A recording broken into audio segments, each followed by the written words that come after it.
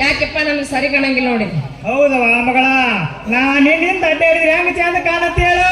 ಆದ್ರ ಆ ಮಂಗ್ಯ ನನ್ನ ಮಕ್ಕಳಿಂದ ಅಡ್ಡಾಡ್ತೀರ. ಸತ್ಯ ಬಸ್ಯ ಕತ್ರಿ ಮಿಕ್ಕಿನ ಮಕ್ಕಳದವ್ರು ಅವ್ರಿಂದ ಅಡ್ಡಾಡಿದ್ರೆ ಚಂದ ಕಾಣತ್ತೆ ಯಾಕವ ಮಗಳ? ಅಲ್ಲ ಯಪ್ಪ, ನನಗೂ ಒಂದು ಗಂಡು ನೋಡಿ ಮದ್ವಿ ಮಾಡಿದ್ರ ನಾನ್ರ ಯಾಕೆ ಹಿಂಗ ಅಡ್ಡಾಡ್ತಿದ್ನಿ ಹೇಳು? ನಿನ್ ಮುಂದೆ ಹೇಳಿ ಏನೂ ಪ್ರಯೋಜನ ಇಲ್ಲ. ನನಗೂ ಬೇಕಿತ್ತ ಇದ್ರಲ್ಲಿ ಕಷ್ಟ ಏನಂತ ಹೇಳ್ಕೊಂತಿದ್ದೆ. ಮಗಳ ನೀ ಹತ್ರ ನನ್ನ ಕಳ್ಳು ಚುರುಕ್ಕನಂತ ಮಗಳ, ಚುರುಕ್ಕನಂತ ಹಂಗಂತೇಳಿ ನಾನು ಸುಮ್ಮನೆ ಕುಂತಿಲ್ ಬೇಯವ್ವ. ನಿನಗ ಒಂದು ಗಂಡು ಹುಡುಕಾಡಕ ಹತ್ತೀನಿ. ಇಡೀ ಊರು ತಿರುಗಿದ್ರು ನಿನಗ ಒಪ್ಪುವಂತ ಗಂಡ ಸಿಗವಲ್ವ. ಹಂಗಾಗಿ ನಿನ್ನ ಜಾತಕದಾಗ ಏನಾರ ದೋಷ ಇರ್ಬೇಕಂತ ಬಂದೈತೆ ನನಗೊಂದು ಸ್ವಲ್ಪ ಡೌಟು. ಯಾರ ಚಲೋ ಸ್ವಾಮಿಯರಂತ ಹೋಗಿ ನಿನ್ನ ಜಾತಕ ತೋರಿಸ ಬಿಡು. ನಡಿ ಮಗಳ, ಹೋಗೋಣ. ಹುಡುಕ್ತೀನಿ ಅಂತೇಳಿ ಹಿಂಗೆ ಹೇಳ್ಕೊಂತ ಹೋದ್ರ ಅವನನ್ನ ಮತ್ತೆ ಎಲ್ಲ ಮಗಳ್ಕೊಂದು ಕಟ್ಟಿ ಮಕ್ಕೋಬೇಕಾಗತ್ ನಾ ಬದುಕಿಯಾಗಿ. ಇಲ್ಲವಾ ಮಗಳ, ಹುಡುಕ್ತೀನಿ ನಡಿ. ಹಂಗೆ ಮಾಡ್ಕೊಂತೀನಿ. ಆಯ್ತಪ್ಪ, ಜಲ್ದಿ ನಂದು ಮದುವೆ ಆಗುತ್ತಿಲ್ಲ, ಕೇಳಬಿಡ. ಯಪ್ಪ, ಆ ಕಡೆಯಿಂದ ಯಾವ್ದೋ ಸ್ವಾಮಿಯರು ಈ ಕಡೆ ಬರಾಕತ್ತಾರ, ಈ ಕಡೆ ಬಾ.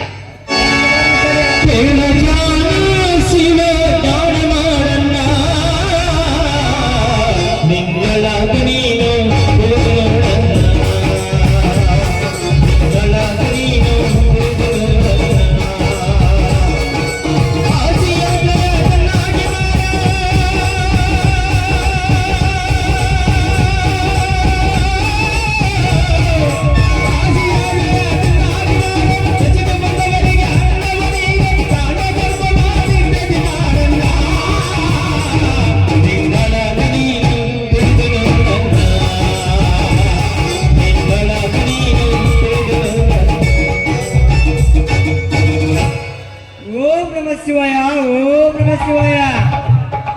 ಯಪ್ಪ, ತಾವು ಯಾವ ಮಠದ ಸ್ವಾಮಿಗಳು ಎತ್ತಾಗಿಂದ ಬಂದಿರಿ? ಮುಂದೆ ತಂಪಾದ ಎತ್ತ ಬೆಳೆದಂತ ಗೊತ್ತಾಗಲಿಲ್ಲ. ನಾವು ಗುದ್ದಲಿಗೆ ಮಠದ ಸ್ವಾಮಿಗಳು, ಎದ್ದು ನಿಲ್ಲಿಸು ಮಠದ ಸ್ವಾಮಿಗಳು. ಭಕ್ತ ಒಪ್ಪತ್ತು ಊಟ ಮಾಡಿ ಕಪ್ಪತ್ತುಗಳು 70 ವರ್ಷ ತಪಾಸ್ ಮಾಡಿ ಹೆಚ್ಚಿನ ತಪಾಸಿಗಾಗಿ ಹಿಮಾಲಯ ಪಾದಯಾತ್ರೆ ನೋಡ್ತಿದ್ದೇವೆ.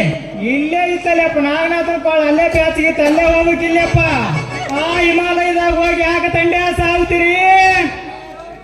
ಹೌದು, ಈ ಕನ್ಯೆ ಯಾರು ಭಕ್ತ? ಯಪ್ಪ, ಈಕಿನ ಒಬ್ಬಾಕೆ ಮಗಳು ಅಂಜಲಿ ಅಂತ. ಸ್ವಾಮಿಗಳೇ, ಆಶೀರ್ವಾದ ಮಾಡಿ. ಮೆಚ್ಚಿದೆ ಭಕ್ತಿ ದೇವರು ಮೆಚ್ಚಿದೆ ಭಕ್ತಿಗೆ. ಯಪ್ಪ ಸ್ವಾಮಿಗಳ, ನೀ ಮೆಚ್ಚುವಂತ ಕೆಲಸ ನನ್ನ ಮಗಳು ಏನ್ ಮಾಡ್ಯಾಳ? ಹೋಯಪ್ಪ ನೋಡು ಭಕ್ತ, ಈಗಿನ ಕನ್ಯೆಗಳು ಕಾಲಿಗಳು ಬಹಳ ಕಡಿಮೆ. ಯಾಕಂದ್ರೆ ಸೋಕಿ ಹೆಚ್ಚಾಗಿಬಿಟ್ಟಿದೆ. ಹೌದೌದ್ರಪ್ಪ, ಅದಕ್ಕೆ ಭಕ್ತಿಗೆ ಮೆಚ್ಚಿದೆ ಭಕ್ತ, ಮೆಚ್ಚಿದೆ. ನನ್ನ ಮಗಳು ಹಂಗ ಬೆಳೆಸಿನ್ರಿ ಸ್ವಾಮ್ಯಾರ. ನಾನು ಅಷ್ಟು ಸರಳ ಅಂತ ತಿಳ್ಕೊಬೇಡ್ರಿ ನೀವು ಸ್ವಾಮಿಗಳ. ನಿಮಗೇನಾರ ಸ್ವಲ್ಪ ನೋಡಕ್ ಬಂದ್ರ ಮತ್ತ ನನ್ನ ಮಗಳ ಭವಿಷ್ಯ ಏನಾರ ನೋಡಿ ಹೇಳ್ತೀರ? ನಾವು ಒಟ್ಟು ಹೇಳ್ತೀವಿ. ಅಲ್ರಿ ಸ್ವಾಮ್ಯಾರ, ಮದ್ವೆ ಸಂಬಂಧ ನನ್ನ ತಲೆ ಕೆಟ್ಟ ಕೆರಡದತ್ರಿ. ಅದಕ್ಕ ನನ್ನ ಸ್ವಲ್ಪ ಮದುವೆ ಆಗುತ್ತಿಲ್ಲ ನೋಡಿ ಹೇಳ್ರಿ. ನೋಡ್ ಭಕ್ತ, ನಾನು ಹೇಳಿದ ಕೇಳಿದ್ರೆ ಮಾತ್ರ ಹೇಳ್ತೇನೆ, ಇಲ್ಲಾಂದ್ರೆ ನಿಮ್ಮನ್ನ ಸುಟ್ಟು ಭಸ್ಮ ಮಾಡಿಬಿಡ್ತೇನೆ. ಇಲ್ಲಪ್ಪ, ನೀ ಹೇಳ್ದಂಗ ಕೇಳ್ತೀನಿ. ಇಲ್ಲಿ ಕಲ್ಲು ಸುಟ್ಟ ಬಿಡಿಯಪ್ಪ. ನೋಡು ಭಕ್ತ, ಮಗನ ನೋಡು ಭಕ್ತ, ಇಬ್ರು ಗಂಡ ಒಬ್ಬ ಬೇರೆ ಊರಿನ, ಇನ್ನೊಬ್ಬ ನಿನ್ನ ಸೋದರ ಸಂಬಂಧಿಕ. ಮಗನ ಇವ್ ಏನ್ ಕಾಣ್ತಂಬೆ? ಸನ್ಯಾಸಿ ಸನ್ಯಾಸಿ ಎಲ್ಲಿ ಗಂಟು ಬೀಳ್ತಾರೆ ಹೇಳ? ಯಪ್ಪ ಸ್ವಾಮಿ, ನೋಡ್ತೀನಿ ಅಂತ ಹೇಳಿ ನಮ್ಮ ಮಗಳಿಗೆ ಜಗತ್ತ ತೋರ್ಸ್ಬೇಕಂತ ಮಾಡ್ಯಾನಪ್ಪ. ಯಪ್ಪ ಹೌದ್ರಿ ಸ್ವಾಮಿದ್ರ. ನೋಡು ಭಕ್ತ, ನೋಡು ಭಕ್ತ, ನಮ್ಮ ಶಾಂತಿ ಮುಗಿದಿದೆ, ಸ್ವಲ್ಪ ನಿಧಾನವಾಗಿ ಹೇಳು. ಸ್ವಾಮಿಯಾರ, ನನ್ನ ಮಗಳಿಗೆ ಏನೋ ಕಡಿಮಂತ್ರ ಐತಿ ಅಂದ್ರಿ? ನಾವೊಂದು ಕಡಿಮಂತ್ರ ಇದೆ ಭಕ್ತ, ತೆಗಿತೇನೆ, ಸ್ವಲ್ಪ ದೂರ ಸರ್ದನಿಲ್ಲ.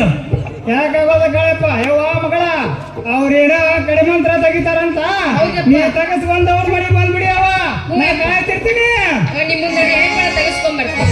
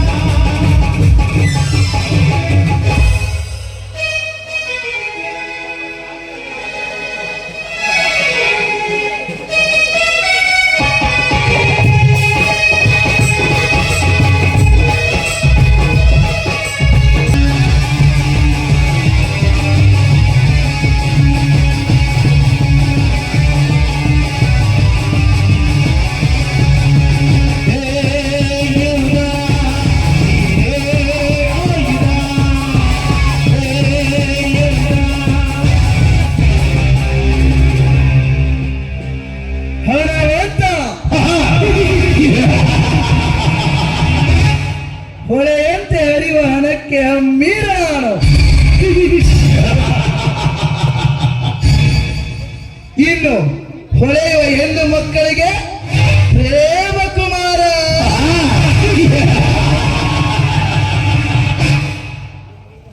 ಅಂದ ಮೇಲೆ ನಾನು ಕಣ್ಣಿಟ್ಟ ಹೆಣ್ಣುಗಳನ್ನು ಬಿಡುವಷ್ಟು ಕೆಟ್ಟವನಲ್ಲ ಈ ಶ್ರೀಮಂತ.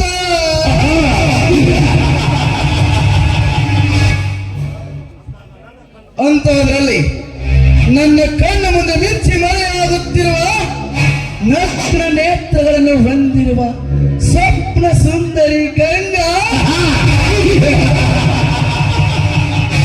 ಆಹಾ, ಏನವಳ ಮೈಮಾಟ, ಏನವಳ ಸೌಂದರ್ಯ. ಅವಳನ್ನು ನೋಡಿದ ಕ್ಷಣದಿಂದಲೇ ನನ್ನ ಮೈ ಮನಸ್ಸು ಇಂಚು ಇಂಚಿನಲ್ಲಿಯೂ ಸಹ ಚಂಚಲವಾಗಿ ನನ್ನ ಮನಸ್ಸು ಅವಳ ದೇಹ ಸುಖಕ್ಕಾಗಿ ಹಂಬಲಿಸಿ ಹಾತರಲು ಕಾಯುತ್ತಿದೆ. ಅಂದಾಗ ಹಾತರೆಯಲು ಕಾಯುತ್ತಿರುವ ಮನಸ್ಸಿಗೆ ಹಾಲಳಿಸಿ ಬಾರೇ ಎಣ್ಣೆ. ಅದಕ್ಕಾಗಿಯೇ ನೀನು ಬರುವ ಈ ದಾರಿಯಲ್ಲಿ ಪ್ರೇಮದ ತೊರೆಯಾಗಿ ಅರಸಿ ನಿಂತಿರುವನು ಈ ನಿನ್ನ ಅರಸ.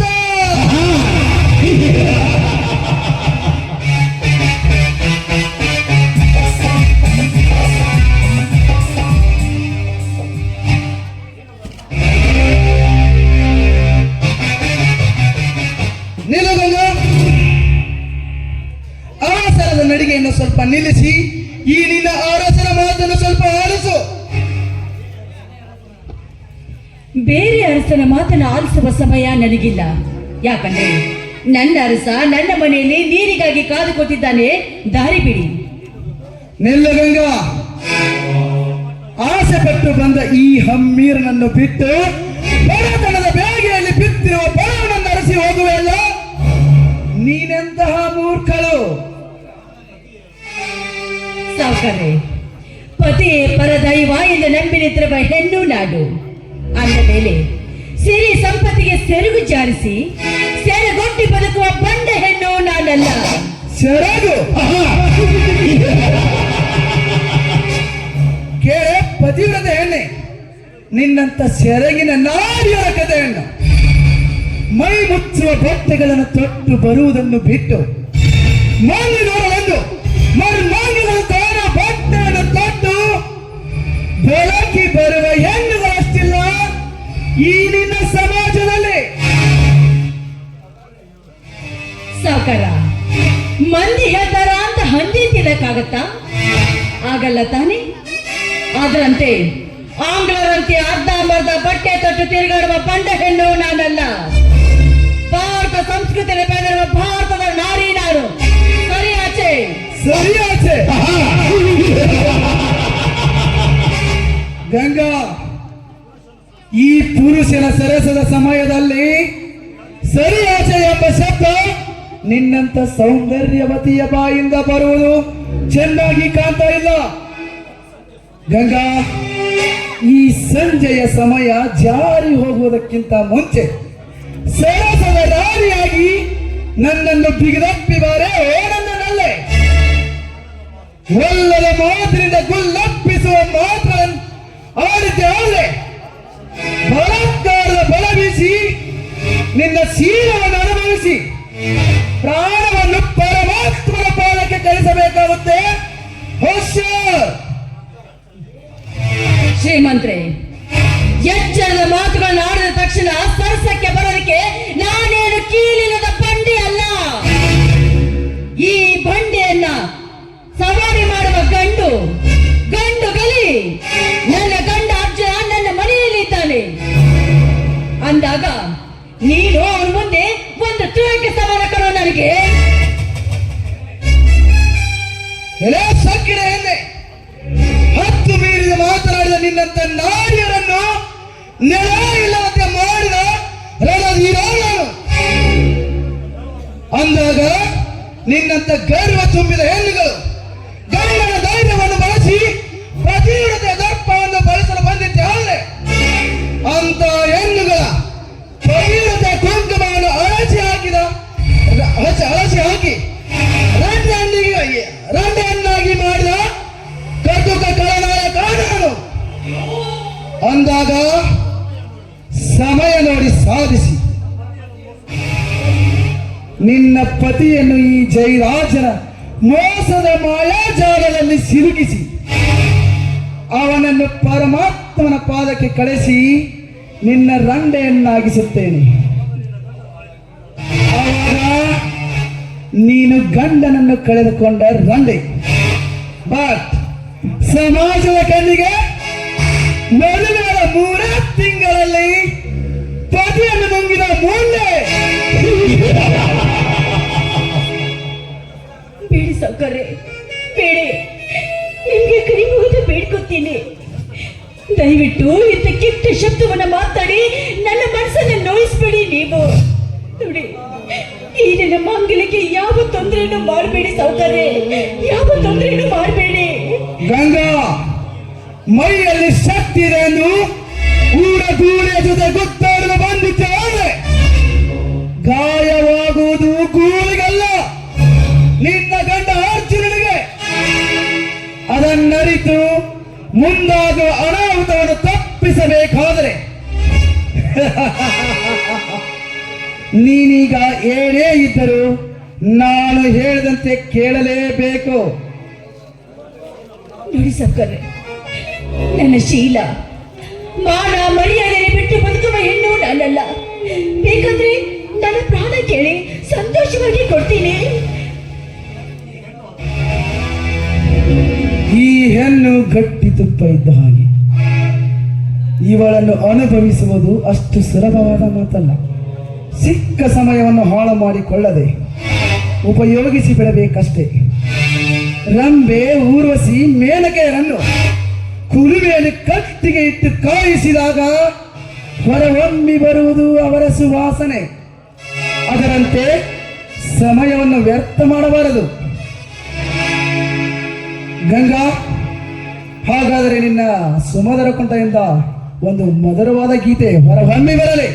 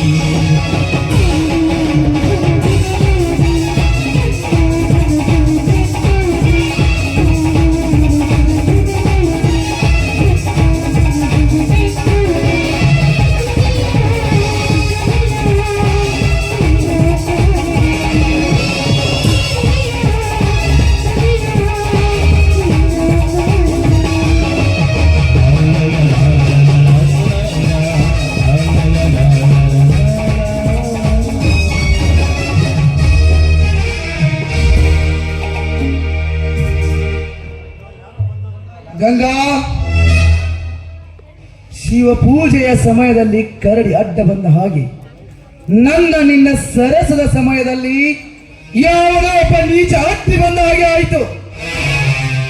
ಈಗ ಬರುತ್ತೇನೆ, ಮತ್ತೊಮ್ಮೆ ಒಳ್ಳೆಯ ಸಮಯ ನೋಡಿ ಚೆನ್ನಾಗಿ ಭೇಟಿಯಾಗುತ್ತೇನೆ. ಬರುತ್ತೇನೆ.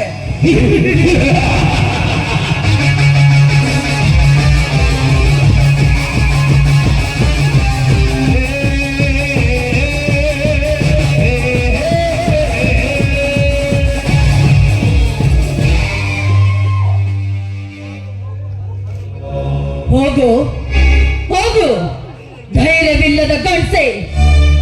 ಇನ್ನೊಂದು ಸಾರಿ ಈ ಗಂಟೆಗೆ ಎದುರಾದೆ ನಿನ್ನ ಪ್ರಾಣ ಈ ಪತಿವ್ರತ ಕೈಯಲ್ಲಿರುತ್ತೆ. ಬಣ್ಣದ ಮಾತುಗಳನ್ನಾಡಿ ಗಂಡನಿಗೆ ವಂಚಿಸಿ ಶ್ರೀಮಂತರ ತೋಳತಕ್ಕೆಯಲ್ಲಿ ಅಪ್ಪಿ ನವಿಲಿನಂತೆ ನರ್ತಿಸುವ ನೀನು ಆದರ ಮಾಡಿ ಹೊಟ್ಟೆ ತುಂಬಿಸಿಕೊಳ್ಳುವ ಸೂಳೆಯೋ ಇಲ್ಲ ಪತಿವ್ರತೆಯ ಸೋಗಿನ ಗರತಿಯೋ? ಆದರದ ಹಂಗಿನಲ್ಲಿ ಬದುಕುವ ಸೂಳೆ ನಾನಲ್ಲ. ಪತಿವ್ರತೆಯ ಸೋಗಿನಲ್ಲಿ ಪತಿಗೆ ವಂಚಿಸುವ ಸೂಳೆ ನಾನಲ್ಲ.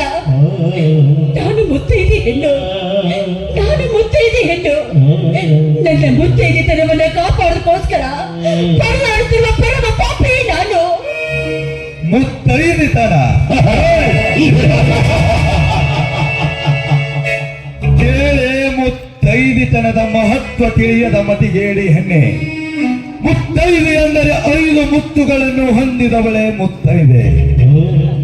ಯಾವ ಪರ ಪುರುಷನ ಕಣ್ಣು ನಿನ್ನ ಮೈ ಮೇಲೆ ಬೀಳಬಾರದೆಂದು ಶಿವನ ಉರಿಗಣ್ಣಿನಂತಿರುವ ನಿನ್ನ ಹಣೆಯ ಮೇಲಿರುವ ಸಿಂಧೂರ ಒಂದು ಮುತ್ತು. ಇನ್ನು ಯೌವನದ ವಯಸ್ಸಿನಲ್ಲಿ ಮನಸ್ಸು ಜಾರಿ ಮತ್ತೊಬ್ಬನ ಬಯಸಬಾರದು ಎಂದು ಬಂಧಿಸಲ್ಪಟ್ಟ ನಿನ್ನ ಕಾಲುಂಗುರ ಒಂದು ಮುತ್ತು. ಇನ್ನು ದಾರಿಯಲ್ಲಿ ನಡೆದು ಹೋಗುವಾಗ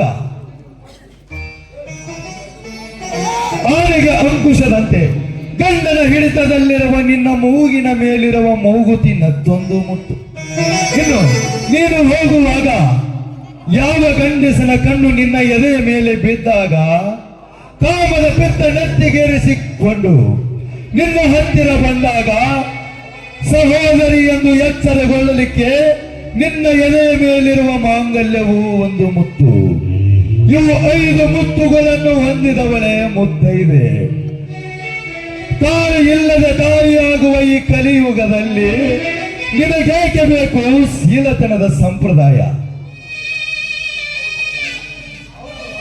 ಹೌದು ಹೌದು, ನಾನು ಮುತ್ತೈದೆ ಹೆಣ್ಣು, ನಾನು ಮುತ್ತೈದೆ ಹೆಣ್ಣು, ನಾನು ಮುತ್ತೈದೆ ಹೆಣ್ಣು.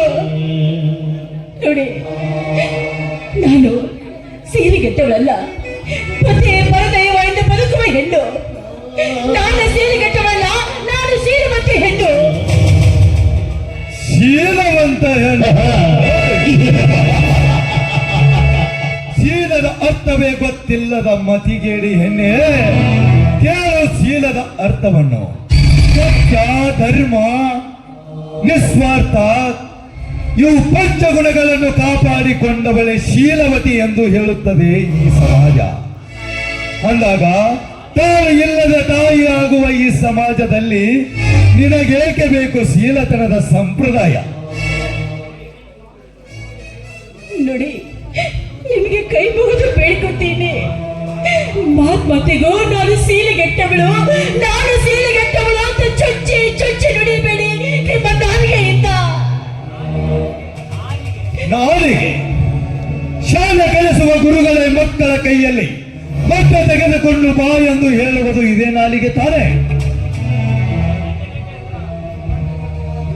ಇನ್ನು ಗಂಟೆಗಳ ತನಕ ನಿಂತು ಸುಳ್ಳು ಭರವಸೆಗಳನ್ನು ಬಡವರಿಗೆ ಕೊಡುವುದು, ಬಂದ ರಾಜಕಾರಣಿಗಳು ಮಾತನಾಡುವುದು ನಾಲಿಗೆ ಇದೆ ತಾನೆ? ಅಷ್ಟೇ ಯಾಕೆ 10 ತಿಂಗಳು ಹೊತ್ತು ಸಾಕಿದ ತಂದೆ ತಾಯಿಗಳಿಗೆ ಸುಳ್ಳು ಹೇಳಿ ಪ್ರೀತಿ ಎಂಬ ಹುಚ್ಚು ನೆತ್ತಿಗೇರಿಸಿಕೊಂಡು ಓಡಿ ಹೋಗುವ ಚಾಂಡಾಲು ನನ್ನ ಮಕ್ಕಳು ಸುಳ್ಳು ಹೇಳುವುದು ಇದೇ ನಾಲಿಗೆ ತಾನೆ? ಅಂಥದ್ರಲ್ಲಿ ನಾ ಮಾತನಾಡಿದ್ದು ತಪ್ಪೇನಿದೆ? ದಯವಿಟ್ಟು ನನ್ನ ತಪ್ಪನ್ನ ಕ್ಷಮಿಸ್ಬೇಡಲ್ಲ. ಕಾಯಿದ್ದ ಮರಕ್ಕೆ ಕಲ್ಲು ಬೀಳುವುದು ಜಾಸ್ತಿ. ಯೌವನ ತುಂಬಿದ ಹೆಣ್ಣುಗಳಿಗೆ ಕಾಮುಕರು ಗಂಟು ಬೀಳುವುದು ಜಾಸ್ತಿ. ನೋಡು, ನನ್ನ ಜೊತೆ ಹಾಡಿ ಕುಣಿಯದಿದ್ರೆ ನಿನ್ನ ಗಂಡನ ಬಿಡುವುದಿಲ್ಲ, ನಿನ್ನ ಗಂಡನ ಪ್ರಾಣವನ್ನು ತೆಗೆದು ಹಾಕ್ತೀನಿ ಅಂತ ಹೇಳ್ದ. ಕೆಸರಿನ ಮೇಲೆ ಕಲ್ಲೆಸೆದು ಮಾರಿಗೆ ಸಿಡಿಸ್ಕೊಳ್ಬಾರ್ದು ಅಂತ ನಾನು ಅವನ ಜೊತೆ ಹಾಡಿ ಕುಣಿದೆ ಅಷ್ಟೇ. ಹಾಗಾದರೆ ನಾನು ಮಾತನಾಡಿದ್ದು ತಪ್ಪಾಯ್ತಮ್ಮ. ರಾಜ ರಾಜ ಪೃಥ್ವಿರಾಜ, ಇದನ್ನು ನೋಡಿದರೆ ಗೊತ್ತಾಗುತ್ತದೆ ನೀನೊಬ್ಬ ಬಡವರ ಸಾವಿನ ಜೊತೆ ಸರಸವಾಡುವ ಲಪಂಗ ಅಂತ. ಏ ಮಗನೇ, ಸಣ್ಣ ಸಣ್ಣ ಮೀನುಗಳನ್ನು ತಿಂದು ಈ ರಾಜ್ಯದಲ್ಲಿ ಮಹಾರಾಜನಾಗಿ ಮೆರೆಯುತ್ತಿರುವೆಯಲ್ಲ, ನೆವರ್. ಇನ್ನು ಮುಂದೆ ಅದೆಂದಿಗೂ ಸಾಧ್ಯವಿಲ್ಲ. ಯಾಕೆಂದರೆ ನೀನು ಹೋಗುವ ದಾರಿಯನ್ನು ಗುರುತಿಸಿಕೊಂಡು ಕಷ್ಟನಾಗಿ ನಿನ್ನ ಹಿಂದೆ ಬಂದು ನಿನ್ನನ್ನು ಸರ್ವನಾಶ ಮಾಡದಿದ್ದರೆ ನನ್ನ ಹೆಸರು ಕಲಿಯುಗದಲ್ಲಿ ಗರ್ಜಿಸಿದ ಕರ್ಣದೇಸಾಯಿನೇ ಅಲ್ಲ. ಯಾಕಪ್ಪ ಒಮ್ಮಿಂದೊಮ್ಮೆ ಯಾಕೋ ಸುಮ್ಮನಾಗ್ಬಿಟ್ಟೆ ಅಲ್ಲ? ಅದು ಅಲ್ಲದೆ ಆ ಜಯರಾಜ ಪೃಥ್ವಿರಾಜ ಅಂದ್ರೆ ನಿನಗೆ ಯಾಕೆ ಇಷ್ಟೊಂದು ಕೋಪ? ಹಾಗೆ ನೀನು ಮೋಸದ ಜಾಲದಲ್ಲಿ ಸಿಕ್ಕಾಕೊಂಡಿರುವೆಯಾ? ಮೋಸವೇ ಅವರ ಮನೆ ದೇವರಾಗಿದೆ ಅಮ್ಮ. ನಮ್ಮಂತವರ ಮೇಲೆ ಮೋಸ ಮಾಡುವುದು ಅವರಿಗೆ ಹೊಸದೇನಲ್ಲ. ನೋಡಮ್ಮ, ಹಸಿರು ತುಂಬಿದ ಮರಗಳಲ್ಲಿ 2 ಹಕ್ಕಿಗಳು ತನ್ನ 3 ಮರಿಗಳು ಆ ಗೂಡಿನಲ್ಲಿ ರಾಜರಂತೆ ಧರ್ಮದಿಂದ ಬದುಕುತ್ತಿದ್ದವು. ಆದರೆ ಒಂದು ದಿನ ಇದನ್ನು ಸಹಿಸಿಕೊಳ್ಳಲಾಗದ ಒಂದು ಕೆಟ್ಟ ವಿಷ ಸರ್ಪ ಮೋಸದಿಂದ ಆ ಗೂಡಿಗೆ ನುಗ್ಗಿ 2 ಹಕ್ಕಿಗಳು ಹಾಗೂ ತನ್ನ 3 ಮರಿಗಳನ್ನು ಕೊಂದು ಬಿಟ್ಟಿತು. ಮೇಳಲಿಕ್ಕೆ ಹೋದ ಇನ್ನೊಂದು ಮರಿ ಇದನ್ನು ನೋಡಲಿಕ್ಕೂ ಆಗದೆ, ನೋವನ್ನು ಅನುಭವಿಸಲಿಕ್ಕೂ ಆಗದೆ ಎದರಿ ಹಾರಿ ಹೋಯಿತು. ಈಗ ಹಾರಿ ಹೋದ ಹಕ್ಕಿ ರಕ್ತ ಪುಕ್ಕ ಬರೆದು ಆ ವಿಷ ಸರ್ಪ ಯಾವ ಹುತ್ತದಲ್ಲಿ ಅಡಗಿ ಕುಳಿತಿದ್ದರೂ ಸಲೆ ಅದನ್ನು ಎಕ್ಕರೆಯಿಂದ ಕೊಕ್ಕಿ ಮೇಲಕ್ಕೆ ತಂದು ಕುಕ್ಕಿ ಕುಕ್ಕಿ ಕೊಲ್ಲಬೇಕೆಂದು ಕಾಯುತ್ತದೆ ಆ ಹಕ್ಕಿ. ಗೊತ್ತಾಯ್ತಪ್ಪ, ಆ ರೆಕ್ಕೆ ಪುಕ್ಕ ಬಲಿತ ಹಕ್ಕಿ ಯಾವುದು ಅಂತ. ಎದೆಯಲ್ಲಿ ಇಂಥ ಬೆಂಕಿಯನ್ನು ಇಟ್ಕೊಂಡು ಅಂತ ಚಾಂಡಲ್ನ ಸೆದೆ ಪಡೆಯಲು ಹೋರಾಡುತ್ತಿರ್ವೆಯಲ್ಲ, ಈ ನಿನ್ನ ಧೈರ್ಯ ಸಾಹಸಕ್ಕೆ ಆ ದುರ್ಗಾದೇವಿ ಸರ್ವ ಶಕ್ತಿಯನ್ನು ಕೊಟ್ಟು ಕಾಪಾಡ್ಲಿ ಅಂತ ನಾನು ಕೂಡ ಹಾರೈಸ್ತೀನಿ. ನಾನು ಬರ್ತೀನಿ ಅಲ್ಲ.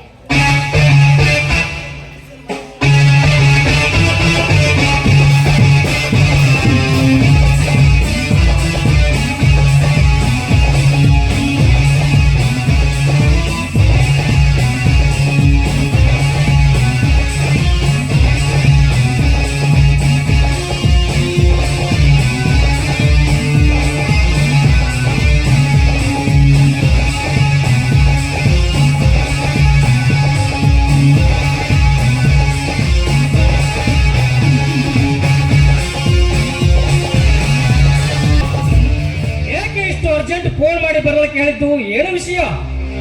ವಿಷಯ ಇದ್ದಿದ್ದೆ ತಾನೆ ಹೇಳಿ ಕಳಿಸಿದ್ದು. ಏನು ವಿಷಯ ಅಂತ ಕೇಳಬಹುದಾ? ಮನೆಯಲ್ಲಿ ಯಾರು ಇರಲಿಲ್ಲ. ಒಬ್ಬಳೆ ಕುಳಿತು ತುಂಬಾ ಬೇಜಾರಾಯ್ತು. ಅದಕ್ಕೆ ಸ್ವಲ್ಪ ಹೊತ್ತು ನನ್ನ ಪ್ರಳಯಕಾಂತನ ಜೊತೆ ಕಾಲ ಕಳೆಯಬೇಕು ಅಂತ ಮನ ಹಂಬಲಿಸ್ತು. ಯಾಕೆ ತಪ್ಪಾಯ್ತಾ? ತಪ್ಪು ಅಂತ ಯಾರು ಹೇಳಿದ್ರು ನನ್ನ ಚಿನ್ನ? ಹಾಗಾದ್ರೆ ಮನಸ್ಸಲ್ಲಿ ಇಷ್ಟೆಲ್ಲ ಆಸೆ ಇದ್ರು ಮೀಸೆ ತಿರುವುದೇಕೆ ನನ್ನ ರಾಜ? ಶೀಲಾ, ಹೆಣ್ಣಿನ ಜೊತೆಯಲ್ಲಿನ ಸರಸದ ಸುಖಕ್ಕಿಂತ ಬೇರೆ ಯಾವ ಸುಖವಿಲ್ಲಂತ ಬಲ್ಲವರು ಹೇಳಿದ್ದಾರೆ. ಆ ಸುಖಕ್ಕಾಗಿ ತಾನೇ ಓಡಿ ಬಂದಿರುವೆ ನನ್ನ ರಾಣಿ. ಆ ಸ್ವರ್ಗ ಸುಖ ಅನುಭವಿಸಿದ್ರಲ್ಲಿ ಮಹಾರಸಿಕರಲ್ಲವೇ ನೀವು? ಹಾಗಾದರೆ ಈ ಮೆಲ್ಲನ ಬಿಗಿದಪ್ಪಿ ಮುದ್ದಾಡಬಾರೇ ನನ್ನ ಚಿನ್ನ. ಈ ನಿನ್ನ ಬಿಸಿ ಅಪ್ಪಿಗೆಗೆ ಅಪ್ಪಿ ಮುದ್ದಾಡಬೇಕೆಂದು ನನ್ನ ಮನ ಆತುರದಿಂದ ಇದೆ. ಬನ್ನಿ ರಾಜ.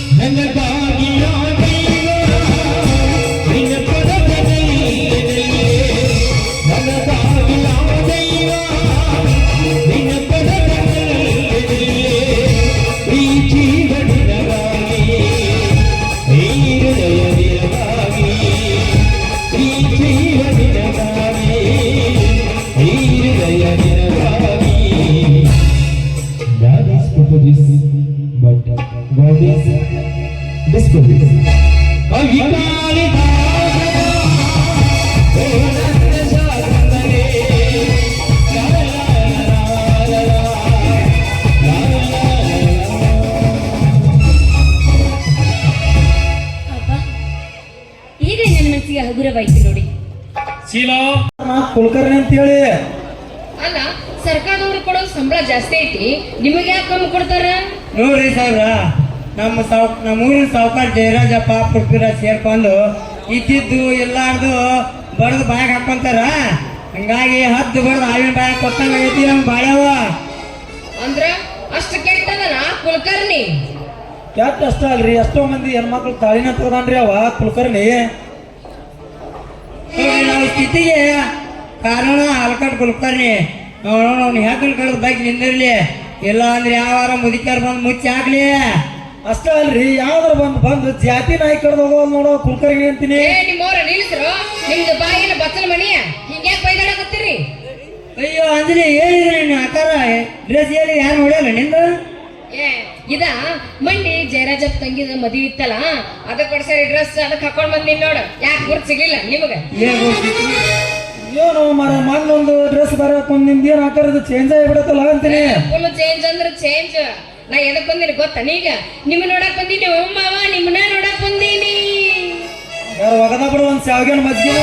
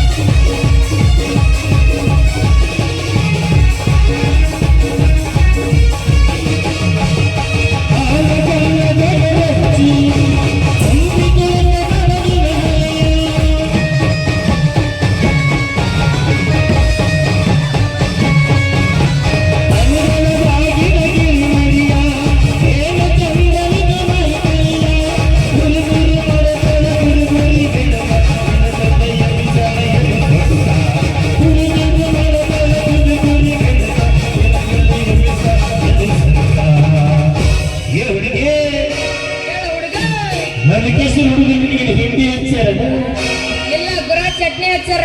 ನನ್ನ ತಂಗಿ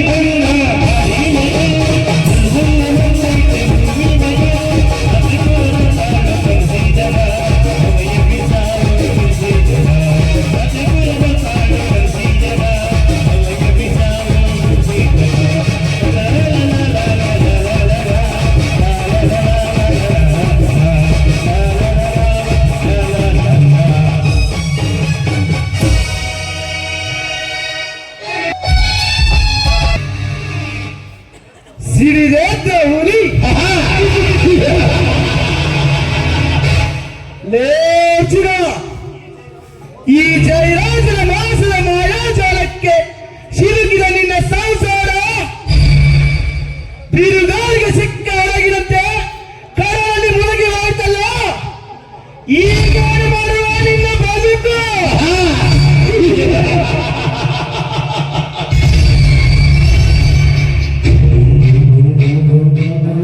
ಗಂಡುಗಲಿ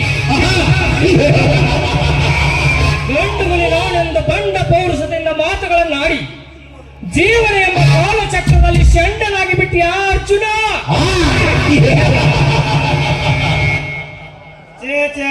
ದನಿಗಳ ನೋಡ್ಬಾರ್ದ್ರಿ ಅಪ್ಪ ಅವನ ಆಕಾರ ಒಂದ್ ನಮೋಣಿ ಹಿಂಗ ತಿಂದ ಮೈ ಹಂಗಾಗೈತಿ ಅರ್ಜುನನ ಪರಿಸ್ಥಿತಿ. ಹೊಲಕರ್ಣಿ ಮೈಯಲ್ಲಿ ರಕ್ತ ಇದೆ ಎಂದು ಈ ಸಾಹುಕಾರನು ಎದುರು ಹಾಕಿಕೊಂಡಿದ್ದೆ ಆದ್ರೆ ಸಿಡಿಲು ಮಾಡಿದಂತಾಗುತ್ತದೆ ಅವರ ಜೀವನ. ಅಷ್ಟೇಕ ಜಯರಾಜ್ ಮಲಗಿದ ವಿಷ ಸರ್ಪವನ್ನು ತುಳಿದರೆ ಎಡೆ ಎತ್ತಿ ಹೊಡೆಯಲು ಬಿಟ್ಟಿತ್ತ. ಹೊಡೆಯ ಜಯಮಾನೆ ಈ ಪೃಥ್ವಿರಾಜನವಲ್ಲ. ಪೃಥ್ವಿರಾಜ್ ಅಂದು ನಮ್ಮ ಪೇಟೆ ಕಟ್ಟಬೇಕಾದಾಗ ಹಠ ಮಾಡಿ ಕೊರೆಯಿರುವ ಅರ್ಜುನ 3 ಎಕರೆ ಜಮೀನು ಇನ್ನು ಅವನ ತಮ್ಮನ ಮುಖಾಂತರವೇ ನಮ್ಮ ಕೈವಶವಾಗಿ ಹೋಯಿತು. ಇನ್ನು ಮುಂದೆ ನಮ್ಮ ಪೇಟೆ ಸರಾಗವಾಗಿ ಸಾಗುತ್ತದೆ. ಹೌದು ಜಯರಾಜ್, ಇನ್ನು ಮುಂದೆ ಈ ಊರಲ್ಲಿ ನಮ್ಮಂತವರನ್ನು ಎದುರು ಹಾಕಿಕೊಂಡರೆ ಅವರ ಸಂಸಾರವನ್ನೇ ಸಂಕಟದಲ್ಲಿ ಮುಳುಗು ಹಾಕಿ ಮಾಡಿ ನರಕ ಯಾತನ ಅನುಭವಿಸಾಗಿ ಮಾಡುವುದೇ ಈ ಜೋಡಿ ಸರ್ಪಗಳ ಹಠ. ಅಲ್ರಿ ದನಿಗಳ ಭೂಮಿ ಆಕಾಶ ಏಕಾಗುವಂಗ ಜಿಗದೆ ಹಿಡಿತ ಆದ್ರೂ ನಿಮಗ 3 ಎಕರೆ ಹೊಲ ಹೆಂಗ ಕೊಟ್ಟ ಅಂತೀನಿ. ಕುಲಕರ್ಣಿ ನನ್ನ ತಂಗಿಗೆ ಇಲ್ಲ ಸಲ್ಲದ ಆಸೆಗಳನ್ನು ತೋರಿಸಿ ಫ್ಯಾಕ್ಟರಿ ನಿನಗೆ ಮತ್ತು ಶಂಕರನಿಗೆ ಮದುವೆ ಗಿಫ್ಟ್ ಆಗಿ ಕೊಡುತ್ತೇನೆಂದು ಸುಳ್ಳು ಹೇಳಿ ಎಲ್ಲ ಕಾಗದ ಪತ್ರಗಳಿಗೆ ಸಹಿ ಮಾಡಿಸಿಕೊಂಡಿರುವೆ ಗೊತ್ತಾ? ವೆರಿ ಗುಡ್ ಜಯರಾಜ್, ಮೆಚ್ಚಬೇಕು ನಿನ್ನ ಖಳನಾಯಕನ ಬುದ್ಧಿಗೆ. ಗಬ್ಬಿನಿಂದ ಎದೆ ಉಪ್ಪಿಸಿ ಮಾತನಾಡಿ ಹೋದ ಅರ್ಜುನನಿಗೆ ತಕ್ಕ ಶಿಕ್ಷಣೆ ಕೊಟ್ಟೆ.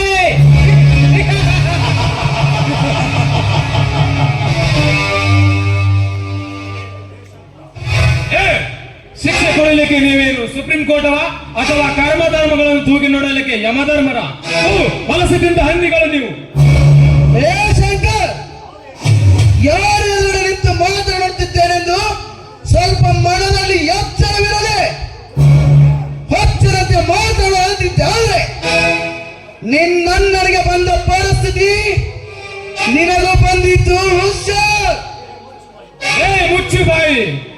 ಪ್ರೀತಿ ವಾತ್ಸಲ್ಯ ತುಂಬಿಕೊಂಡಿರುವ ನಿನ್ನ ತಂಗಿಗೆ ಮೋಸ ಮಾಡಿ ಮೋಸದ ಮುಖವಾಡನ್ನು ಹೊತ್ತು ತಿರುಗುತ್ತಿರುವ ಗೋಮುಖ ವ್ಯಾಘ್ರರು. ಲೇ ಶಂಕರ್, ಈಗಲಾದ್ರೂ ಗೊತ್ತಾಯ್ತಲ್ಲ ಹುಲಿ ಮಾಂಸವನ್ನು ತಿನ್ನುತ್ತೆ ವಿನಃ ಹುಲ್ಲನ್ನಲ್ಲ ಅಂತ.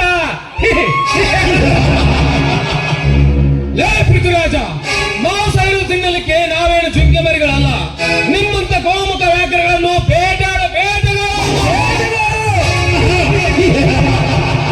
ನಿನ್ನಂತ ಬೇಟೆಗಾರ ಕಣ್ ತಪ್ಪಿಸಿ ಹೊಂಚವಾಗಿ ಕಾಯುವ ಹಮ್ಮಿರು ನಾವು ಅಂದಾಗ ನಿನ್ನನ್ನು ನಿನ್ನ ತರ ವಂಚಿಸಿ ಬೀರಿಗೆ ತಂದಿದ್ದು ಮರೆತು ಬಿಟ್ಟೆಯೋ? ಲೇ ಜಯರಾಜ್, ವಂಚ ಬೆಳೆಯುತ್ತಿರುವ ನಿಮ್ಮನ್ನು ಸಾವಿರ ಸಂಚಾರ ಹೂಡಲು ಒಬ್ಬ ಗಂಡಿಗಲ್ಲನ್ನೇ ಹುಟ್ಟಿಸುತ್ತಾನೆ ಆ ದೇವರು. ಆದರೆ ಸಂಚಾರ ಹೂಡುವ ಸಮಯ ಬರಬೇಕು ಅಷ್ಟೇ. ಏ ಶಂಕರ್, ನಿನ್ನ ನೀತಿಯ ಪಾಠವನ್ನು ತಲೆಯಲ್ಲಿ ಇಟ್ಟುಕೊಳ್ಳೋಕೆ ನಮ್ಮನ್ನೇನು ಮಪ್ಪು ಕುರುಗಳನ್ನು ಕೊಂಡಿಯ ಮೂರ್ಖ. ಉಪ್ಪು ಹಾರಿಸಿ ಆಹಾರಕ್ಕಾಗಿ ಬಾಯಿ ತೆರೆದ ತೋಳುಗಳು ನಾವು.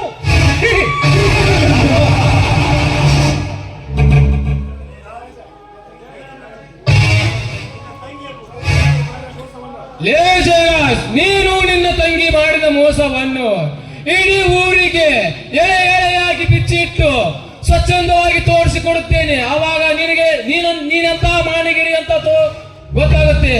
ಎಚ್ಚರ. ನೋಡಪ್ಪ ಶಂಕರ, ಉತ್ತೋಣು ಹೊಲ ಬಿತ್ತೋಣು ಕೆಡಿಸಿದಂಗ ಆಗಬಾರ್ದು ನಿನ್ನ ಮಾತಿನ ಅರ್ಥ. ಲೇಖಕರ್ರಿ, ಓದಿಗೆತಕ್ಕೆ ಬೇರಿಡೆ ಸಾಕ್ಷಿ ಅನ್ನೋ ಹಾಗೆ ಮಧ್ಯದಲ್ಲಿ ಬಾಯಿ ಹಾಕಬೇಡಲಿ. ನಿಮ್ಮಂತವರು ಗುಳ್ಳಂಡರಿಗಳಂತಲೇ ಇಂಥವರು ಜುಗುದು ಮಾತನಾಡುತ್ತಾರೆ. ಎಚ್ಚರ. ಲೇ ಶಂಕರ್, ನಿನಗೆ ನನ್ನ ತಂಗಿಯ ಪ್ರೀತಿ ಬೇಕಾಗಿತ್ತು, ನನಗೆ ನಿನ್ನ 3 ಎಕರೆ ಜಮೀನು ಬೇಕಾಗಿತ್ತು.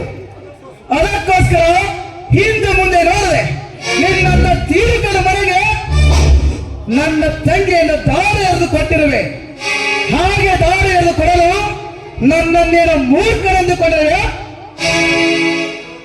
ಅಯ್ಯೋ ದೇವರೇ, ನನ್ನ ತಂದೆ ಅಂತ ಅಣ್ಣ ಎಷ್ಟೇ ಬುದ್ಧಿವಾದ ಹೇಳಿದರು ಕೇಳದೆ ಇಂಥವರ ಸಹವಾಸ ಮಾಡಿದನಲ್ಲ, ಅದು ನಾನು ಮೊದಲು ಮಾಡಿದ ದೊಡ್ಡ ತಪ್ಪು. ಅದಕ್ಕೆ ಹೇಳಿದ್ದಾರೆ ಬಲ್ಲವರು, ಮಾಡಿದ್ದು ನೋ ಮಾರಾಯ ಅಂತ. ಏ ಶಂಕರ್, ಪ್ರೀತಿಯ ಹುಚ್ಚಿಗೆ ಬಿದ್ದು ನೀನು ಕೆಟ್ಟೆ. ಇಂದು ನಿಮ್ಮಣ್ಣ ಮೈಯಲ್ಲಿ ಶಕ್ತಿ ಇದೆ ಎಂದು ಎಗರಾಡಿ ಹಾಳು ಬಾವಿಗೆ ಬಿದ್ದ. ಇನ್ನು ಮುಂದಾದರೂ ಈ ಸಾಹುಕಾರ ತಂಟೆಗೆ ಬಾರದೆ ಎಲ್ಲಾದರೂ ಬಹು ದೂರವಾಗಿ ಬದುಕು.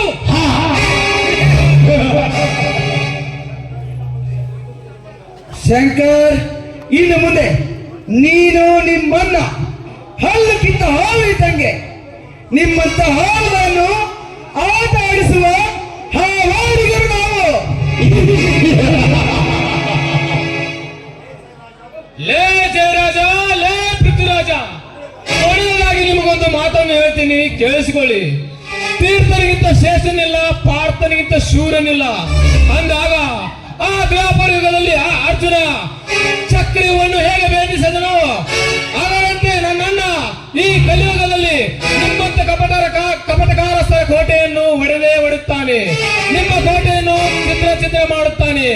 ಅವನೇ ನಮ್ಮಣ್ಣ ಅರ್ಜುನ, ಅರ್ಜುನ, ಕಲಿಯುಗದ ಅರ್ಜುನ.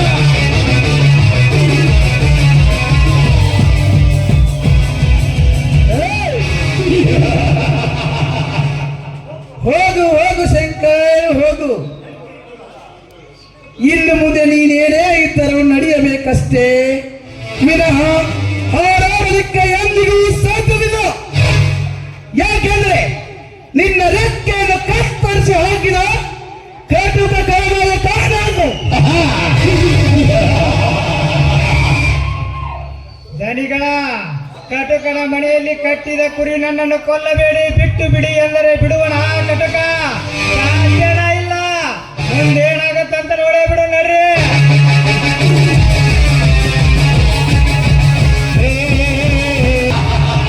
ಜಯರಾಜ್, ನನ್ನ ಆಸೆ ಅಂತ ನಿನ್ನ ತಂಗಿ ಶೀಲ ನಾನು ಆಡಿಸಿದ ಗೊಂಬೆ. ಇನ್ನು ಮುಂದೆ ಆ ಶಂಕರನನ್ನು ಮುಗಿಸುವಂತೆ ಹೇಳುತ್ತೇನೆ. ನಂತರ ಜಯರಾಜ್, ನಿನ್ನ ತಂಗಿಯಿಂದಲೇ ನಿನ್ನ ಪ್ರಾಣಕ್ಕೆ ಕುತ್ತು ತಂದು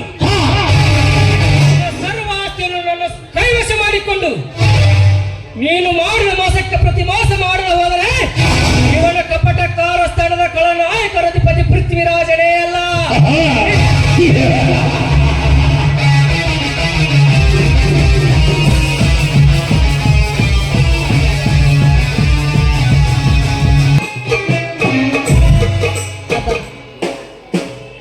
ಇಷ್ಟು ಬೇಗ ಬರ್ತೀನಿ ಅಂತ ಹೇಳಿದ ಪೃಥ್ವಿರಾಜ್ ಇನ್ನೂ ಯಾಕೆ ಬರಲಿಲ್ಲ? ಇಲ್ಲ, ಇನ್ನು ಮುಂದಾದರೂ ಪೃಥ್ವಿರಾಜನ್ ಜೊತೆ ನಾನು ಹಾಯಾಗಿ ಕಾಲ ಕಳೆಯಬಹುದು.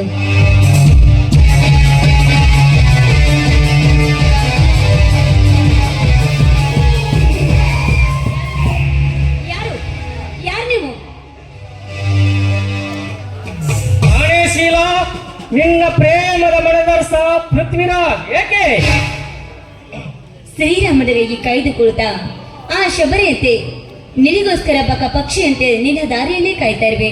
ಬಾ ರಾಜ, ಯಾಕಿಷ್ಟು ಲೇಟು?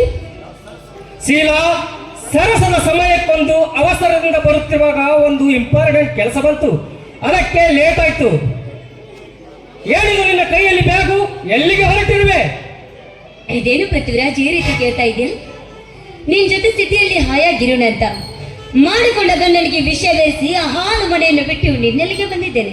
ಹಾಯಾಗಿ ಶೀಲಾ, ಹಾಯಾಗಿ ಸಿಟಿಯಲ್ಲಿ ಕಾಲ ಕಳೆಯೋಕೆ ನಾವೇನು ಮಹಾರಾಜನ ಮಕ್ಕಳ? ಸಿಟಿಯಲ್ಲಿ ಬದುಕಬೇಕಂದರೆ ಕುರುಡು ಕಾಂಚನ ನಮ್ಮ ಹತ್ತಿರ ಕುಣಿಯುತ್ತಿರಬೇಕು. ಅಷ್ಟಕ್ಕೂ ದುಡ್ಡಿಲ್ಲದ ಸಿಟಿಯಲ್ಲಿ ಬದುಕುವುದು ಭಿಕಾರಿಗಿಂತಲೂ ಕೀಳು. ಅದಕ್ಕೀಗ ಚಿಂತೆ ಮಾಡ್ತೀರಾ? ನಮ್ಮನ್ನ ಕರಗುವಂತೆ ಏನಾದ್ರೂ ವಿಷಯ ಹೇಳಿ. ಆಸ್ತಿನ ಎಲ್ಲ ನಮ್ಮ ಹೆಸರಿಗೆ ಮಾಡಿಕೊಂಡ್ರಾಯ್ತು. ಸರ್ವ ಆಸ್ತಿ ಇನ್ನು ಕೆಲವೇ ದಿನಗಳಲ್ಲಿ ನಿಮ್ಮಣ್ಣನ ಸರ್ವ ಆಸ್ತಿ ಆ ಕರ್ಣನ ಕೈ ಸೇರಿದೆ. ನಿಮ್ಮಣ್ಣ ಬೀದಿ ಬಿಕಾರಿ ಅಂದಾಗ ನಮಗೆಲ್ಲಿಂದ ಸಿಗಬೇಕು ಆ ನಿಮ್ಮಣ್ಣನ ಸರ್ವ ಆಸ್ತಿ? ಅಂದ್ರೆ ನಿನ್ನ ಮಾತಿನ ಅರ್ಥ? ಹೌದು ಶೀಲಾ, ಅಂದು ನಾವಿಬ್ಬರು ವಸಂತರಾವ್ ದೇಸಾಯಿ ಅವರ ಸಂಸಾರವನ್ನೇ ಕೊಲೆ ಮಾಡಿ ಅವರ ಸರ್ವ ಆಸ್ತಿಯನ್ನು ವಶಪಡಿಸಿಕೊಂಡಿದ್ದೀವಂತ ಖುಷಿಯಿಂದ ಇದ್ದೆವು. ಆದರೆ ಅವನ ಮಗ ಈಗ ಬದುಕಿ ಬಂದಿದ್ದಾನೆ. ತಹಸೀಲ್ದಾರ್ ಮುಖಾಂತರ ಅವನ ಸರ್ವ ಆಸ್ತಿ ಅವನ ಹೆಸರಿಗೆ ಆಗಿದೆ. ಇನ್ನು ಮುಂದೆ ನಿಮ್ಮ ಅಣ್ಣನಿಗೆ ಆ ದೇವರೇ ಗತಿ. ಇಷ್ಟು ದಿನ ನೀವು ನಮ್ಮ ಅಣ್ಣನ ಜೊತೆಯಲ್ಲೇ ಇದ್ರಲ್ಲ, ನಮ್ಮ ಅಣ್ಣ ನಿಮ್ಗೆ ಏನೂ ಮಾಡೇ ಇಲ್ವಾ? ಶೀಲಾ, ನಿಮ್ಮ ಅಣ್ಣನೊಬ್ಬ ಅಂಜು ಬುರುಕ ನಾಯಿ ಇದ್ದಾಗೆ. ಇಷ್ಟೆಲ್ಲ ಇದ್ದರೂ ಕೇವಲ 3 ಎಕರೆ ಭೂಮಿಗೋಸ್ಕರ ನಿನ್ನನ್ನು ನನಗೆ ಕೊಡುತ್ತೇನೆಂದು ಸುಳ್ಳು ಹೇಳಿ ನಿನ್ನನ್ನು ಹಾಳಬಾವಿಗೆ ನೂಕಿದ ನಿಮ್ಮಣ್ಣ. ಇದನ್ನೆಲ್ಲ ಅರಿತು ನಾನು ಹಂಚಿಕೊಳ್ಳುವ ತೀರ್ಮಾನಕ್ಕೆ ಬಂದೆ. ಮೊದಲೇ ಆಶೆ ಬರಕ ನಿನ್ನಣ್ಣ ಸರ್ವ ಆಸ್ತಿಯನ್ನು ತಾನು ತೆಗೆದುಕೊಂಡು ದುಡ್ಡು ಬಂಗಾರ ನನಗೆ ಕೊಟ್ಟು ಕಳಿಸಿದ. ಈಗ ಸರ್ವ ಆಸ್ತಿ ಕರ್ಣನ ಸೊತ್ತು, ದುಡ್ಡು ಬಂಗಾರ ಈ ಪೃಥ್ವಿರಾಜನ ಸೊತ್ತು. ಹೇಗಿದೆ ಈ ಪೃಥ್ವಿರಾಜನ ಗತ್ತು?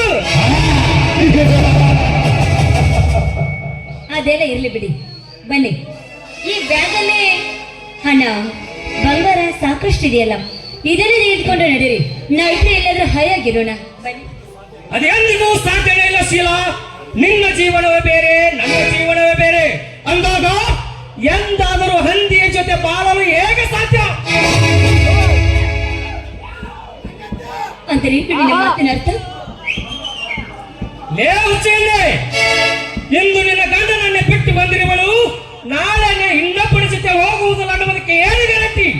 ಅಂದಾಗ ಹಣದ ಆಸೆಗಾಗಿ ಹಾದನ ಮಾಡಿ ಬದುಕುತ್ತಿರುವ ನೀನು ಸೋಗಿನಲ್ಲಿರುವ ಸೂಳೆಯ ಏನ ಪತಿವ್ರತೆಯೋ? ನೀನು ಹೊರೆದ ಒಂದು ಹೆಣ್ಣಲ್ಲ, ಇಲ್ಲದ ಆಸೆಯನ್ನು ತೋರಿಸಿ ಅವಳ ಮನೆಯನ್ನು ನುಚ್ಚು ನೂರು ಮಾಡಿ ಅವಳ ಜೀವನದ ಸುಖ ಉಂಟು ಅವಳ ಬೀದಿ ನಾಯಿಯಾಗಿ ತಿರುಗು ಹತ್ಯೆ ಮಾಡ್ತಿರಲ್ಲ, ನಿಮ್ಮಂತವ್ರು ನಾನು ನಡು ಬೀದಿಯಲ್ಲಿ ಸುಟ್ಟು ಹಾಕಿ ಸುಡಬೇಕು. ಲೇ ಹುಚ್ಚಿಯನ್ನೇ, ಕಾಮನ ಆಸೆಗಾಗಿ ಇಂದು ನಿನ್ನ ಗಂಡನ ಬಿಟ್ಟು ಬಂದಿರುವಳು, ನಾಳೆ ಇನ್ನೊಬ್ಬನ ಜೊತೆ ಹೋಗುವುದರ ಅನ್ನೋದಕ್ಕೆ ಏನು ಗ್ಯಾರಂಟಿ? ಅಂದಾಗ ಹಣದ ಆಸೆಗಾಗಿ ಹಾದರ ಮಾಡಿ ಬದುಕುತ್ತಿರುವ ನೀನೊಬ್ಬಳು ಸೋಗಿನಲ್ಲಿರುವ ಶಿವಳಿಯೋ ಜಗತ್ತಿನ ಸೋಳಿಯೋ? ಪೃಥ್ವಿರಾಜ, ಹೌದು ಕಣು, ನಾನು ಕಾಮಕ್ಕಾಗಿ ಆಸೆ ಪಡುವ ಸೂಳೆ ನಿಜ. ಆದ್ರೆ ನೀನು ಹಣ ಆಸ್ತಿ ಹಣಕ್ಕಾಗಿ ಜಲಿಸುವ ನೀನೊಬ್ಬ ಗಂಡ ಸೂಳೆ ಇದ್ದಾಗೆ ಕಣು. ಓ ನನ್ನ ಅಕ್ಕ ತಂಗಿಯೇ, ದಯವಿಟ್ಟು ನನ್ನಂತೆ ನೀವ್ಯಾರು ಮಾಡಬೇಡಿ. ಮಾಡಿಕೊಂಡ ಗಂಡನನ್ನ ಕೈ ಬಿಟ್ಟು ಪರಪುರುಷನ ಜೊತೆ ಏನಾದ್ರೂ ನೀವು ಇದ್ದಿದ್ದೆ ನಿಜವಾದ್ರೆ ಈ ಸಮಾಜ ನಿಮ್ಗೆ ಸೂಳೆ ಅಂತ ಪಟ್ಟ ಕಟ್ಟತ್ತೆ. ಅದಕ್ಕೆ ಹಿಂದಿನ ಕವಿಗಳು ಹೇಳಿದ್ದಾರೆ, ಎಚ್ಚರ ತಂಗಿ ಎಚ್ಚರ, ಇಂಥ ಕಾಮದ ಹುಚ್ಚರಿರುವರು ಎಚ್ಚರ ಅಂತ. ಶೀಲಾ, ಬದುಕಬೇಕೆಂದರೆ ಗಂಡನಿಲ್ಲ, ಬಾಳಬೇಕೆಂದರೆ ಮಣಿ ಇಲ್ಲ. ಇನ್ನು ಮುಂದೆ ನೀನೊಬ್ಬಳು ಗಂಡನ ಬಿಟ್ಟ ಮಿಂಡನ ಜೊತೆ ಮಲಗುವ ಸೂಳೆ. ನಾನಿನ್ನು ಬರುತ್ತೇನೆ.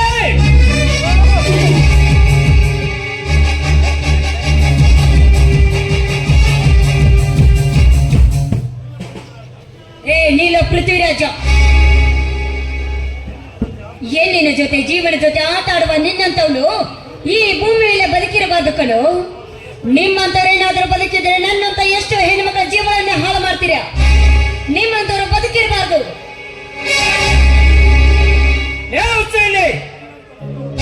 ನಿನ್ನಂತ ನೂರಾರು ಹೆಣ್ಣುಗಳು ಸಿಟ್ಟಿಗೆದ್ದು ನನ್ನನ್ನು ಸಾಹಸನಕ್ಕೆ ಬಂದಾಗ ತಿರುಗಿ ಬಿದ್ದು ಮಶಾನಕ್ಕೆ ಹಟ್ಟಿದ ಮಹಾಧೀಶನು ಅಂದಾಗ ನಿನ್ನಂತ ಗತಿ ಇಲ್ಲದ ಹೆಣ್ಣು ಬದುಕಿದರೆಷ್ಟು ಸತ್ತರಷ್ಟು. ಮುಗಿಯಿತು ನಿನ್ನ ಪಾಲಿನ ಅಂತಿಮ ಪಯಣ. ನೆನೆಸಿಕೋ ನಿನ್ನ ಮಣಿದೇವರನ್ನು.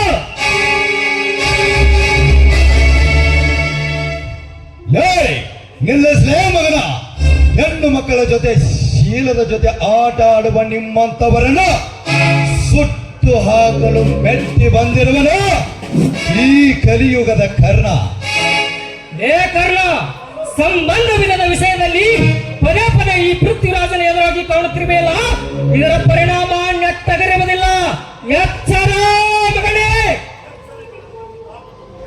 ಎಚ್ಚರವೆಂದು ಕಾಮದ ತುಂಬಿದ ನಿಮ್ಮಂತ ಕೋಣಗಳನ್ನು ನಿಂತ ಜಾಗದಲ್ಲಿ ರಕ್ತ ಹರಿಸಬಲ್ಲ ಈ ಕರ್ಣ. ಹೆಚ್ಚಿಗೆ ಮಾತನಾಡಿದರೆ ನಿಂತ ಜಾಗದಲ್ಲಿ ನಿನ್ನನ್ನು ಸುಟ್ಟು ಹಾಕಬಲ್ಲ. ಲೇ ಹುಚ್ಚು, ಏ ಹುಚ್ಚ, ನೀನು ನನ್ನ ರಕ್ತದ ಮಡುವಿನಲ್ಲಿ ಮಲಗಿಸೋಕೆ ನನ್ನೇನು ಬಲಿ ಕೊಡುವ ಪ್ರಾಣಿ ಅಂದುಕೊಂಡಿಯಾ ಮೂರ್ಖ? ಅವರಿಗಿಂತ ಮುಂಚೆ ನಿನ್ನನ್ನೇ ಮುಗಿಸಿ ಬಿಡುತ್ತೇನೆ. ಹೇಳೋ, ನನಗೆ ಅನ್ಯಾಯ ಮಾಡೋದಕ್ಕೆ ನಾನೇ ನಿನಗೆ ಶಿಕ್ಷೆ ಕೊಡ್ತೀನಿ.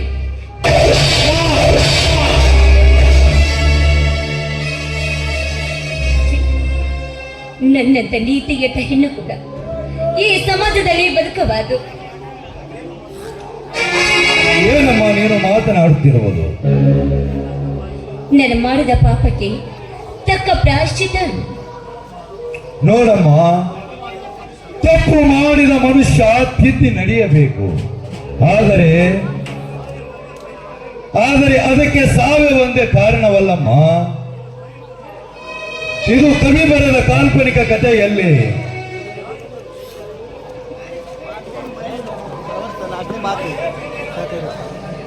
ದಾರಿ ತಪ್ಪಿದರೇನಾಯಿತು? ಇದಕ್ಕೆ ಸಾವು ಒಂದೇ ಪರಿಹಾರವಲ್ಲಮ್ಮ. ಗಂಡನ ಜೊತೆಯಲ್ಲಿ ನಿಯತ್ತಾಗಿ ಬದುಕಿ ತೋರಿಸು ಈ ಕಲಿಯುಗದಲ್ಲಿ. ಅವಾಗ ಜೀವನ ಸಾರ್ಥಕವಾಗುತ್ತದೆ, ಜೀವಕ್ಕೊಂದು ನೆಲೆ ಸಿಗುತ್ತದೆ. ಗಂಡ ಈ ನೆಲ್ಲಿ ನನ್ನ ಗಂಡ ಅಣ್ಣ. ಪ್ರೀತಿಯಿಂದ ಕಾಣುವ ನನ್ನ ಗಂಡನಿಗೆ ವಿಷ ಹಾಕಿ ಅವನಿಗೆ ಸಾವಿಗೆ ಕಾರಣದ ಹೆಣ್ಣುವನ ನಾನು. ಇನ್ನು ಗಂಡನ ಜೊತೆ ಜೀವನ ಮಾಡುವುದೇನೇ ಮಾತು. ನೋಡಮ್ಮ, ಅಂದು ನೀನು ವಿಷ ಉಣಿಸಿದಾಗ ಬಾಯಲ್ಲಿ ರಕ್ತ ಬಂದು ನಿನ್ನ ಗಂಡ ಹೊರಳಾಡುತ್ತಿದ್ದ. ಆಸ್ಪತ್ರೆಗೆ ಸೇರಿಸಿ ನನ್ನ 2 ಕಿಡ್ನಿಗಳನ್ನು ಅವನಿಗೆ ಕೊಟ್ಟು ಅವನ ಜೀವನವನ್ನು ಬದುಕಿಸಿದ್ದೇನೆ. ಅಣ್ಣ, ಮಸನಕ್ಕೆ ಹೋದ ನನ್ನ ಮಂಗಲವನ್ನು ಮರಳಿ ತಂದುಕೊಟ್ಟ ನನ್ನ ಪಲ್ಲ ದೇವರು ಅಣ್ಣ ನೀವು. ಅಣ್ಣ, ಈ ನಿನ್ನ ಋಣನ ನಾನು ಈ ಜನ್ಮದಲ್ಲಿ ಮರೆಯೋದಿಲ್ಲ ಅಲ್ಲ.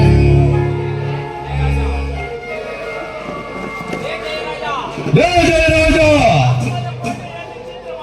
ನಿನ್ನ ಧರ್ಮದ ಕೋಟೆಯನ್ನು ಛತ್ರ ಮಾಡಿ ನಿನ್ನ ಬಾಳಿನ ನಾಟಕವೆಂಬ ಪರದೆಗೆ ಅಂತ್ಯ ಆಡಲು ಹುಟ್ಟಿ ಬಂದಿದ್ದಾನೆ ಈ ಕಲಿಯುಗದಲ್ಲಿ ಕರ್ಣ.